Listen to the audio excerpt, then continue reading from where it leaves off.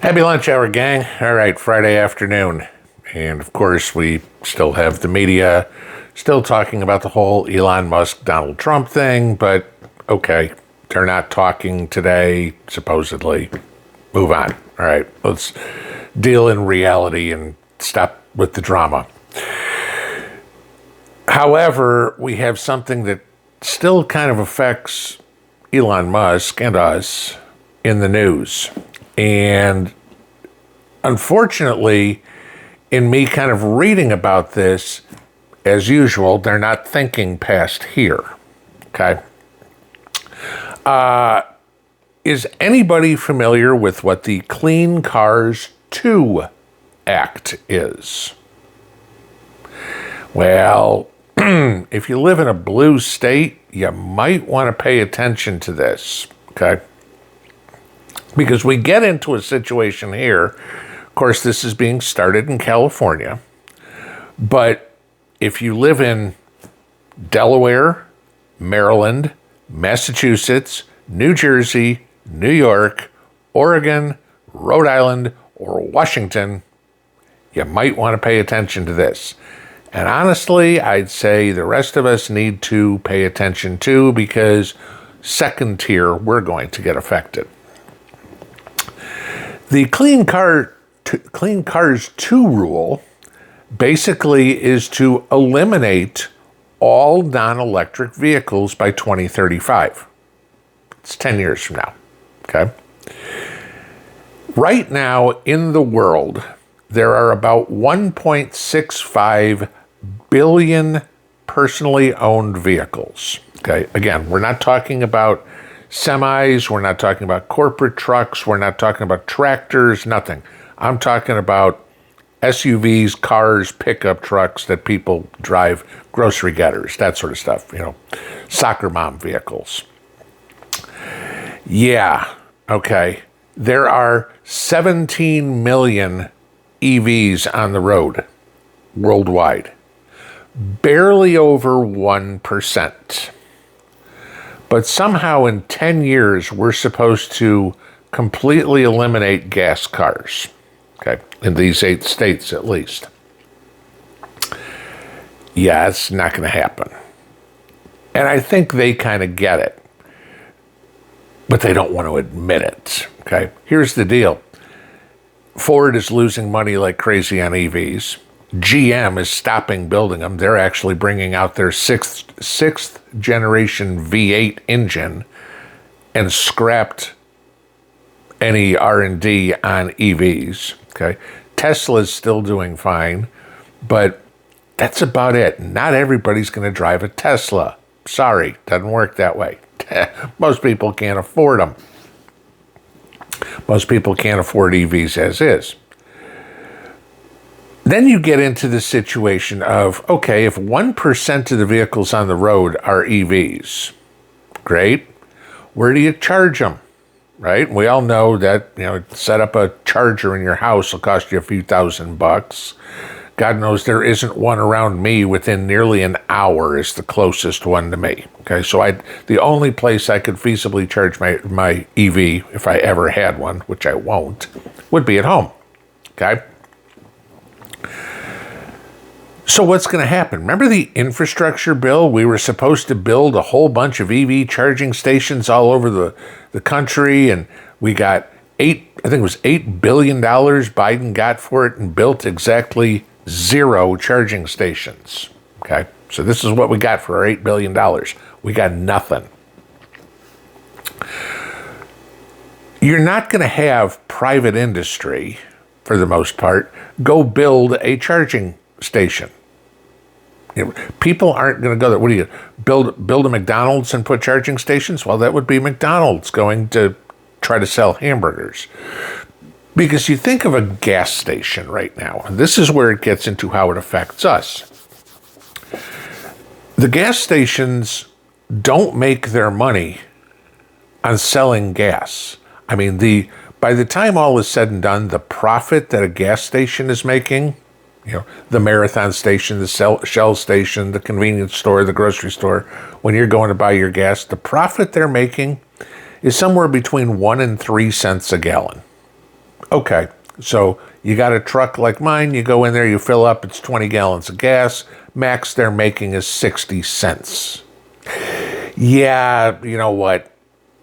Not that great of a profit center. What do gas stations make their money on? Oh, they make it on the candy bar you go in and buy, the pack of cigarettes, the hot dog you grab for lunch, the 6-pack of beer you pick up on your way home. That's where they're making their profit. Okay? So now imagine that these 8 states make it illegal. This is what they want to do. To sell new cars that are gasoline powered. They're not getting rid of used cars. Okay? This is their trade-off. But if there's a whole lot less new cars being sold, what do you think there's going to be a whole lot less of for you to go to? Gas stations. Because I'm not stopping at a store somewhere to pick up a soda. Or, you pick up the soda or the pack of cigarettes, not that I'm smoking cigarettes, whatever, at the convenience center while you're getting your gas. How many of you guys have grocery store gas stations where you never interact with anybody? You pull in, you put your debit card into the machine, fill up your gas, you drive off. You don't buy anything else. That's it. Okay? That's what'll happen. Except if you start taking all these gas stations off the market, if you will, because there aren't any cars, right? Start getting rid of it. There's nowhere for anybody to now buy fuel for the lawnmower or the four-wheeler or the motorcycle or the snowblower or anything. Where I am, to get to a gas station, the nearest gas station is about a 20-minute drive from my house. Okay. So it's not like I'm just going, hey, I got to go get gas. I'm going to I'll spend a gallon of gas just getting back and forth to the gas station. So no, that's done on a trip when I'm going somewhere else.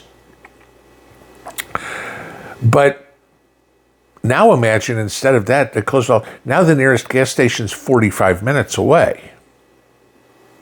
We have a problem because very rarely do I go that far. So now what? Now you've got to drive further to get to the gas station? Because they're not making the money at a gas station. If there isn't a reason for people to come to the little convenience store, they're not going. You can say all you want about people stop at a 7-Eleven to get their cup of coffee in the morning, but there's not that much to it, okay? The main draw for a convenience store is you're filling up with gas. Now, if it takes 20 minutes to fill up your EV with juice, maybe that's a good place to put a restaurant, not a convenience store. Because I'm not going to hang around the 7-Eleven for 20 minutes while my Tesla supercharger can work if it works. But what about those times where all of a sudden now you got to wait in line? You wait in line for gas, you wait for a couple of minutes. Granted, it's not the 1970s. But what if there's 3 people in front of you at the charging station? You're going to sit there for an hour and wait? You don't have any choice because the next charging station is another 45 minutes away. You can't get there. This is where they don't think past the tip of their nose. We want to save the environment. We want to get rid of all the carbon dioxide, the pollutants from the cars. Now, if you remember back in the 70s, go look at some of the old TV shows or commercials or anything, you see all the plumes of exhaust coming out of a car, right? And then they put catalytic converters on cars and we greatly reduced the pollution, okay? No problem. Got rid of leaded gasoline, made it unleaded gasoline, greatly reduced the pollution. Okay. Everybody wasn't happy about it at the beginning, but okay, it worked. It took a while. Remember, if you had older cars, you had to put lead additive in because you couldn't buy leaded gasoline. But now if they get rid of gas altogether, gasoline cars altogether, now you've got a problem. Because all those other implements that need fuel, Like I said, the tractors, the motorcycles, the lawnmowers, the big rigs, they don't have anywhere to go to get gas anymore, or not as many places. Which, what does that do then? That drives the price up. So now what you're going to have is more inflationary pressure on gasoline. It's going to have the price of electricity up. As I told you guys, I did the research on this. In order to power all the cars in the United States via solar, we would have to cover the entire states of Utah and Nevada, the entire states in solar panels. And you would have to have full sunshine constantly on them. Not feasible. Do EVs have their place? Absolutely. I mean, personally, I think they're a good idea for people that live in a city, downtown type area, because that real estate that the gas station needs to be, that's very expensive, which drives the price of the gas up. If you can plug your car in, okay, it's a little cheaper. With the density of buildings, with the density of population, that exhaust from a gasoline car doesn't have anywhere to go. Okay, so it gets trapped. It causes pollution. I got it. There is a use for it. But these people that come up and say all or nothing are idiots. We can't go to all solar. We can't go to all wind. We can't go to all hydro or all coal or all nuclear. But you know what? If we have all of them, that's backups to backups to backups to backups to backups, and we're good. All right. Keep doing what we do with EVs. The people that want them, the people that it's practical for, will get them. The people it's impractical for, me, okay, will not. Let the market dictate this.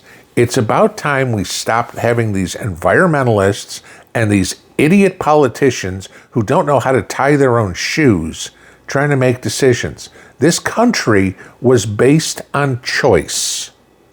Okay? That was the whole reason that the United States came into being in the first place. That we weren't going to be dictated to by a government. We had freedom of choice. Well, if my choice is between a gas-powered car and an electric car, let me choose that myself. Don't try to think you know better than me, because your track record for 250 years, politicians, sucks. Pinball out.